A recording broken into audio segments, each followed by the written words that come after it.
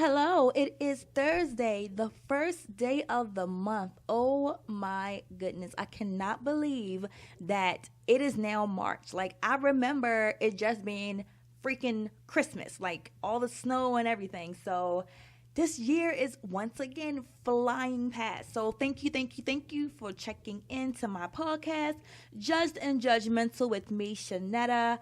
I have a wonderful podcast show for you today. And this will be another kind of personal podcast. But, this is something that not only I experience or have gone through. This is something that's universal, or a lot of people are going through now or see someone going through, so you're all going to be able to relate. So as always, make sure you check me out on iTunes, and also check out my YouTube page. I'm trying to start to convert my podcast shows into actual videos as well. I'm seeing people do that, and I already was doing YouTube videos, so I'll be giving you guys updates on that. So I was basically, living life. And I have a 13-year-old son. I was a teen mom. I had my son when I was 16 years old. And his birthday is actually 3 days before mine. So not only was he my present for my birthday, it was like every year I kind of wish that it wasn't, a little bit being selfish, because I wanted to go out and do stuff, but I literally, since the day he was born, could not do anything for myself until after I did something for him. But it always ended up being down the road. But I didn't care. When you have a child, you pretty much put them first and you put yourself second. So that's neither here nor there. So when I was 16, I was a very, I'll say, depressed little girl, mostly because I didn't have a solid family structure as time went on, and a lot of things that I was experiencing, I had no one to vent to, talk to, go to. It was just me living my life. Like, it was to the point where, living with my mother, I can go outside, and this is me being in, 5th grade.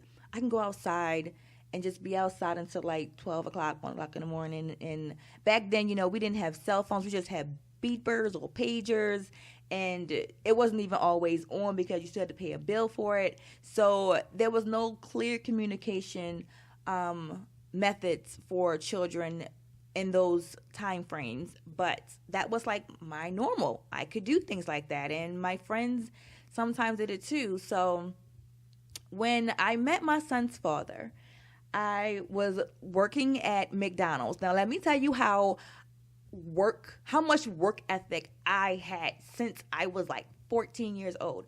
So my mom was on welfare, and she still is, bless her heart. So I wanted a job so bad because I needed things. I needed basic things. I needed clothes. I needed feminine products. I needed my hair done. I didn't know how to do a lot of things. So because my mother was not a great mother, I had to learn to take care of myself appropriately. Because when you go to school and you see other kids and they're like, oh, you stink, or oh, you smell, or your clothes are raggedy, or something like that, it's my mom couldn't even afford to buy soap, so I had to use water with no type of cleaning product to help cleanse my body. So I was building a hustler's mentality since 14, 15, because the basic things I needed in life wasn't available to me. And I had to learn, okay, well, I need to make a change for myself, right? So I had a really good friend, and we both was all right, we got to get a job. We got to get a job. And in Baltimore City, it's a lot of places. You have McDonald's, you have fast food, you have clothing stores, you have everything. But if you are growing up in a household where the person you live with does not work, you don't understand how to go about getting a job. So I literally had to watch other people people that I went to school with or was in higher grades, and even just do a little ear hustling because I was like too timid and shy to ask someone to tell me. And so me and my good friend, we found out that a McDonald's that was located in downtown Baltimore was hiring, and she was a year older than me. So we went down there to apply. We both was very enthusiastic. Like I was like, oh my God, I'm gonna get a job. I'm so excited. Like I just wanted money to buy clothes, buy shoes, buy things that I know I needed for school. Like I was so deprived of the basic necessities of life that I urged myself to get up every day to try to find a job, even though I knew I was too young, because in Maryland, the legal age back then was 15 years and 9 months. So you can get a worker's permit to work at a job, and you can only work a certain amount of hours. So a lot of places didn't want to deal with all that. So luckily, when we found McDonald's, it was like, oh my God, this is my saving grace, you know? And it was like, you only got paid $6.75. That was the minimum wage at the time. Like right now, I'm like, what in the hell could I have bought with that? But in that moment, everything I could possibly need in life, I had or could obtain with that wage. So my friend applied. She got the job. And they was like, oh, we can't hire you right now. We'll keep your application on file. And I was like, oh my God. Like, I really want this job. So literally every couple of days, I would call up there. And because I had to catch like 3 buses to get to school, I would always stop past there and be like, hey, you guys, how are you doing? Like, I would make sure my face was recognized because I want them to remember me. I didn't want them to forget, because when I got to the age required to use my worker's permit, I wanted that job. So every day I went up there, I would call up there, and I remember it like it was yesterday. I don't know where I was coming from, but I had on business attire clothes. I had on a pantsuit. Mind you, I was 15 years old, 9 months. I had on a pantsuit with some heels. And I think it was like career day or something, so I dressed up for the part. Really, really good. And I think I was about 2 weeks before my 15 and 9 months birthday, per, McDonald's rules and regulations. And I went in there and I was like, hey guys, I was like, how you guys doing? They was like, hey, how are you? And I was like, fine. And I remember the manager looking at me and smiling. And I didn't know why he was smiling. And he was like, hey, do you want to start today? And I looked at him and my eyes like literally teared up. And I was like, oh my God, like, are you serious? And he was like, yeah. He was like, you come here every day. You're so friendly. You're so nice. Why don't you come on in? You're just 2 weeks away from the 9 month needed for the worker's permit. We can definitely work that out for you. So do you want to start the day? And I was like, yeah. And he was like, do you want to go home and change your clothes? I was like, no. So here I am in a pantsuit at 15 years old in high heels, sliding behind the line in a McDonald's because the floor is all greasy from people making French fries and dropping the drippings on the floor. Like, I did not care. I slid from register to register to fry machine to the soda machine to the ice cream machine. Like, I was sliding everywhere, but I did not care because I was just so excited to work. Like, that right there stood out to me when I was young. Like, I really always had that mentality. And that is the time frame that I met my son's father. Now, I always think like I should have had basically ignored him. But being young, and at that time, the whole thing of light skin was in. He was so cute, light skin, and I was like, oh, I just want to date him. He's just so cute, right? Wrong. So, we started dating, of course, having sex. I was 16. Yeah, I was 16 then. So literally, we was having sex, and me not having a voice. He would never use a condom. Don't even know why. I think it was like one of those things where he just wanted it to, he wanted that sensation because the condom was limiting him or whatever. So I basically found out that I was pregnant, and he didn't deny the baby. So he told his mom this was the first child for him, the first grandchild for his mother. And I was introduced to the family. Like, I've never in my life met them beforehand because I really thought that, at 15, I wasn't worried about meeting his parents. Like, I didn't know or didn't care to because it wasn't a big thing. All I cared about was him. I did meet his uncles and friends and stuff like that, but his mom, their relationship wasn't good because of their own background issues and history. So he didn't live with his mom, and he was only 18 at the time. So fast forward, I have my son, and he came to the hospital. I have one picture of my son and his father out of my son's entire 13 years of life. So that right there, number one, is a big red flag, okay? Again, not knowing, not understanding. So living my life, I'm still working, have a big work ethic. My mother, even though she was a horrible mother, she turned out to be a great grandmother. She would watch him while I went to work because as soon as I popped him out, I was trying to go to work in like a month. Like, I did not want to stop because I knew my child needed diapers. Again, my mother relied on other people or welfare to provide, and they didn't provide diapers, so I had to make sure I maintained for my son. So I went to work, and she watched him. She took good care of him. And mind you, I'm still 16, so I'm not even in the parent mode, parent mindset. So I just really take him. I don't want him right now. He's crying. I don't feel like it. I want to go to sleep. I got to go to work. So she pretty much had him a whole lot. And when he was a baby. So when my son got about 3 months, I was always trying to talk to his mom and also him to come around. Do you want to see him? Can I come over your house? Because his side has a right to see my child the same way my side do. So his mom would come around once in a while. But I remember this one time, and I think that for me, this was a real bitchy move she did. And this as well stuck out like a green thumb. When my son was first born and she took me to her house, her family wanted to see my son. His name is DeMonte. So every family has a dynamic, right? This family's dynamic is, I will hold you down. I will always have your back. I will never tell you when you're wrong.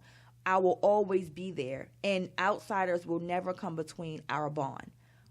Okay, I agree with some of that, but the main things is a person is a person. You cannot just turn your blind eye to something someone's doing that's wrong, disrespectful, or rude, or be able to just effectively communicate within your family unit so that those traits and things are able to be used and utilized towards other people. And I say all that to say that our relationships have been a roller coaster since the time my son was born with me and his grandmother and their family. They are very disrespectful people. But you learn people as you go about in life. So back to the story of when I went to their house, my son was just born. His mother, my son's grandmother, his father's mother, laid my son out on the bed, right? She had a really nice king-size bed.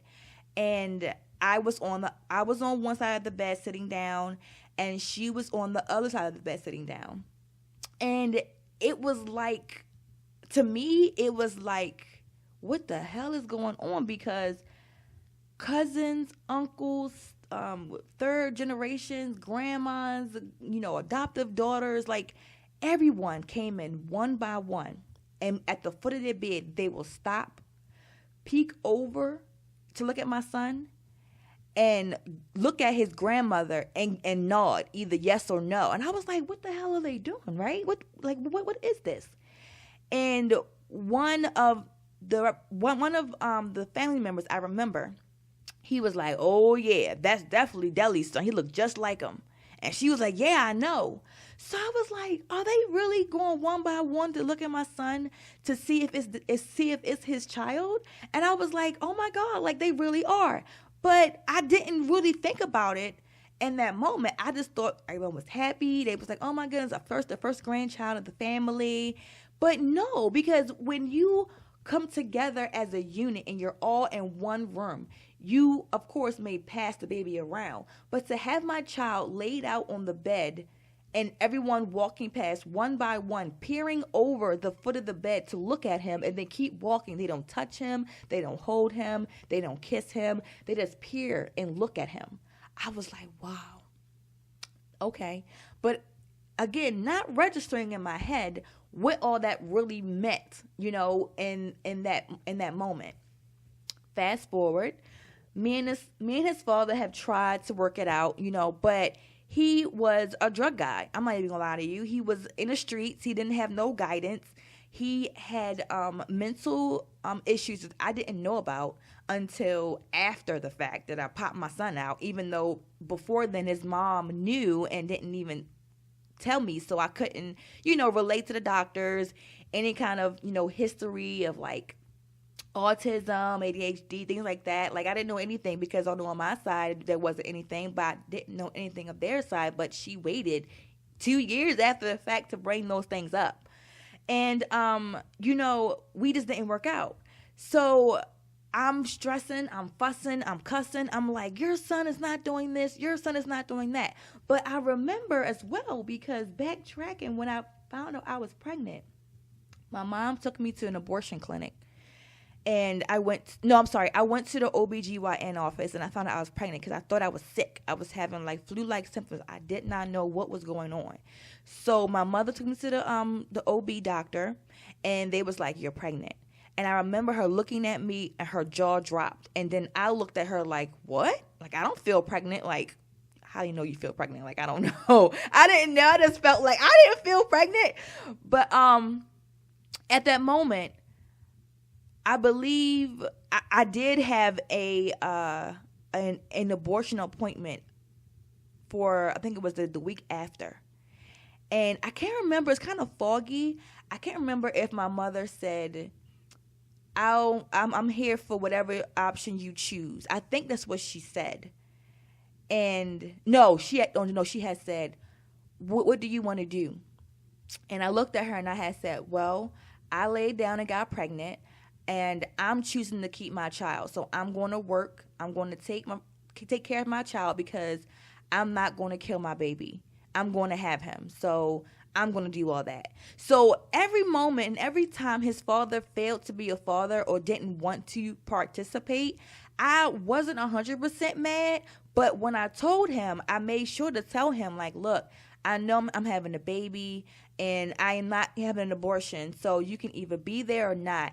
He specifically stated, I'm going to be there. And then it's like, call my mother. Call your mother? What do you mean call your mother? So his way of handling being a new dad was to put the responsibility on his mom to take care of. And I, again, didn't really pay no mind. I figured, he don't have a real job. Maybe his mom can help me out and things like that. So as time went on, we dated, stopped dating. His mom was there once in a while. My mom was always there because I lived with her. And I remember one night we was living together, and I told him, I want you to watch your son so I can go to work tomorrow. I can't afford daycare right now. And he was like, I ain't watching him. I ain't changing those diapers.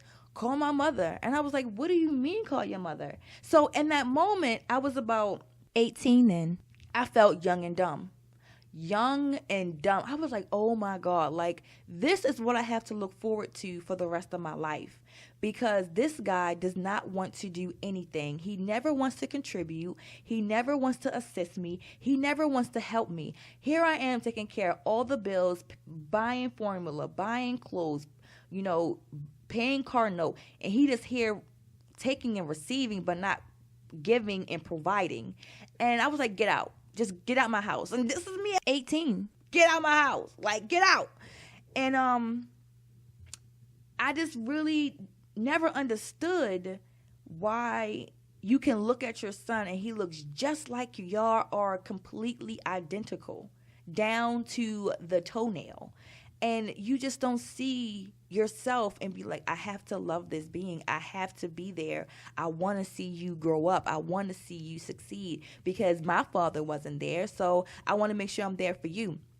I never understand why people who are missing a parent or was neglected that type of love or support, choose not to reciprocate that to a child that they personally helped create, you know? And yes, his family was there whenever they could be there, but it's not your family's responsibility. And this is the problem. His family is too involved with trying to make up for his lacking versus trying to make him become a better person. But I figure, hey, you can't teach an old dog new tricks. If someone was raised a certain kind of way, they're not going to change because you want them to or they should. They have to change on their own, especially if you have your mother taking care of all things for you and your mom picking up the slack for you versus making you do it yourself, you know?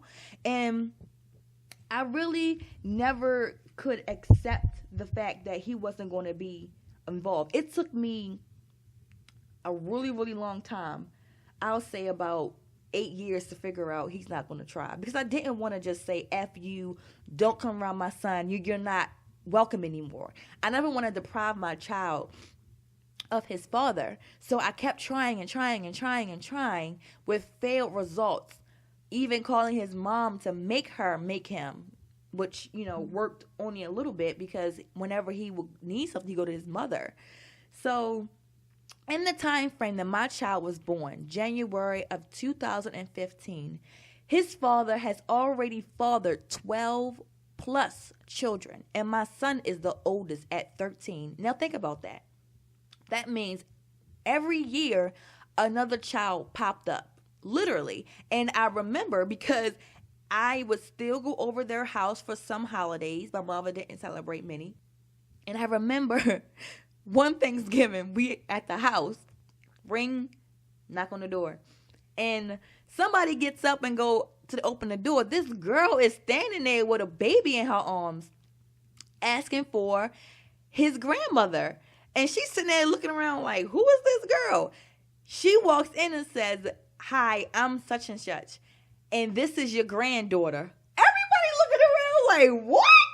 So this is not a joke. I swear to you, this is exactly what happened. And every year followed, there was another person that came to a door, whether it's Christmas, it was mostly Thanksgiving, but it was like, why are you people waiting until so far along? So for some of the women I did talk to, I asked them, like, what was going on? They was like, you know, he was there. We was having sex or whatever. I became pregnant. He was like, well, if I can't be there, just call my mother.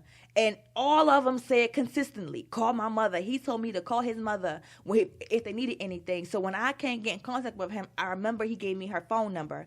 And so he also told me where his grandmother lived, and that's where they had most of the family activities. So all of them had the address as well.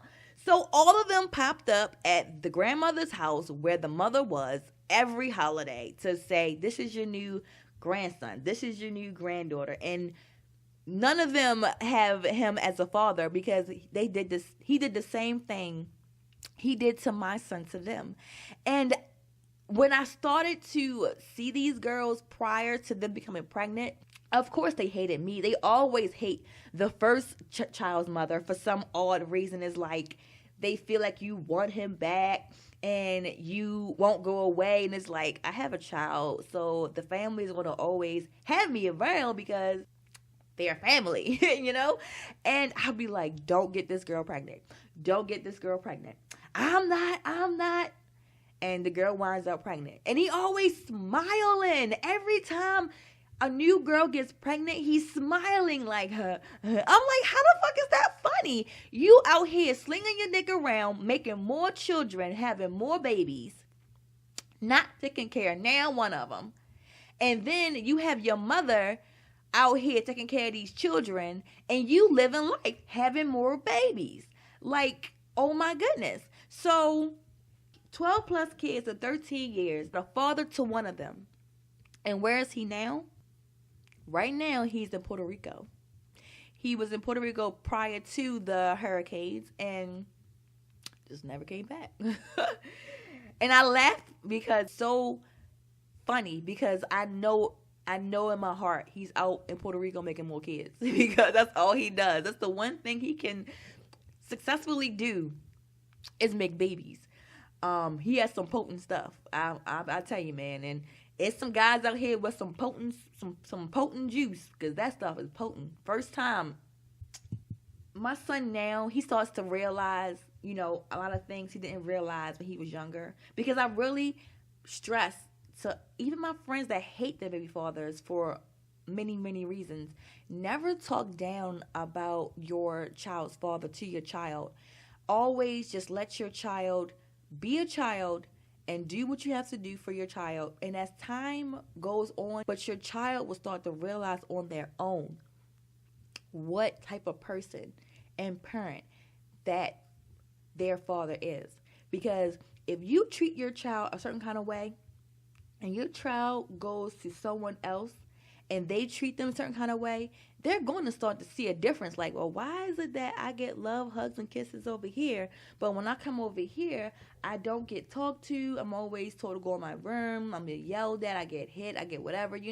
They start to realize children are very, very, very, very smart. So don't ever think your child will never understand, because they will. A lot of things my son goes through, his father could really help with, because my son ended up having ADHD and a lot of emotional problems that I had to learn on my own to deal with.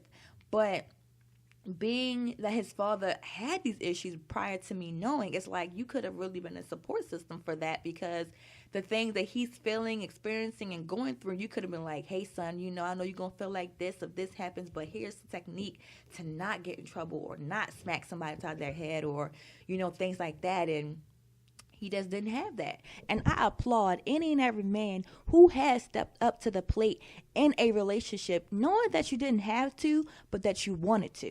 Most times, like me, I never asked a man to. But if you come into my life and you want to be a part of my life, my son is a package deal. There is no, oh, I love you, not your child, then you don't love me at all because we're not together. So everybody I ever dated never was around my child. I don't play that in and out game with different men, because that's a whole nother situation that I'm not trying to put my child through.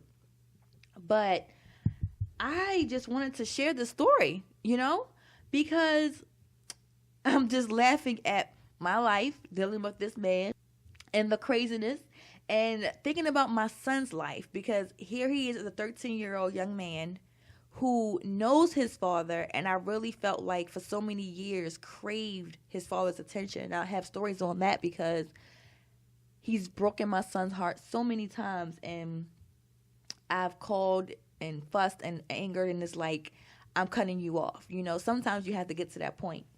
But the solution to all of this, I feel, is like, when you have a baby with a guy, know what it's going to be like, and be prepared to be alone. Be prepared to be a single mom. You don't have to have somebody there. You may have family. You may be alone, because I was literally alone. I didn't have nobody for me and my son, because my mom eventually became an ass, and we stopped talking. And I ended up being in foster care, so I definitely talk about that. And I just realized I am who I have to rely on. So I can't focus on what I don't have or what is not happening in my life, because my son is only getting bigger and our lives are only progressing. So I can't keep focusing on the things in the past and be angry and, do things out of spite, because that just holds up my growth, and that stops me from succeeding and my son from receiving all the blessings that he can receive as a child. In conclusion, thank you, and shout out to almost a 30-minute podcast. I'm out here. I'm making it. So hopefully you guys have gotten this far and you've listened to my podcast. Thank you once again. Make sure you are following me, subscribe to me so you can check out all these other podcasts. Make sure you follow me on Twitter. I am putting updates when I do put out new podcasts. And let me know what you guys think. If you're on the Anchor side, send me a call in, leave a comment. Let me know what you guys think or feel. As always, it's been a pleasure, everyone. Have a beautiful day.